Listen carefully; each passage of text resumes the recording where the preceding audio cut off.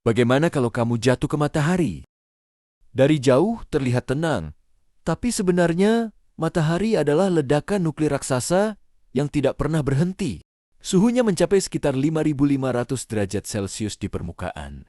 Bahkan dari jutaan kilometer, panasnya masih terasa di bumi. Kamu bahkan tidak akan sempat mendekat. Radiasinya sudah cukup untuk menghancurkan tubuh sebelum menyentuh apinya. Dan setiap detik, matahari melepaskan energi lebih besar dari semua listrik yang pernah dipakai manusia sepanjang sejarah.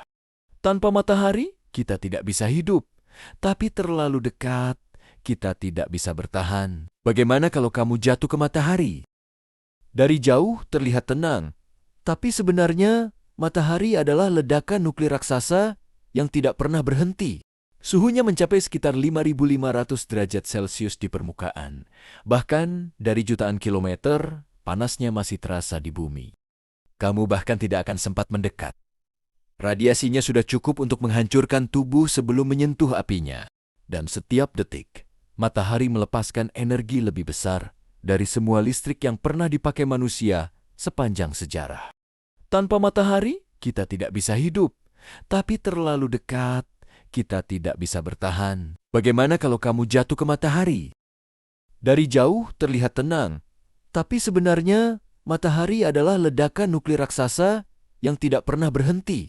Suhunya mencapai sekitar 5.500 derajat Celcius di permukaan. Bahkan dari jutaan kilometer, panasnya masih terasa di bumi. Kamu bahkan tidak akan sempat mendekat. Radiasinya sudah cukup untuk menghancurkan tubuh sebelum menyentuh apinya.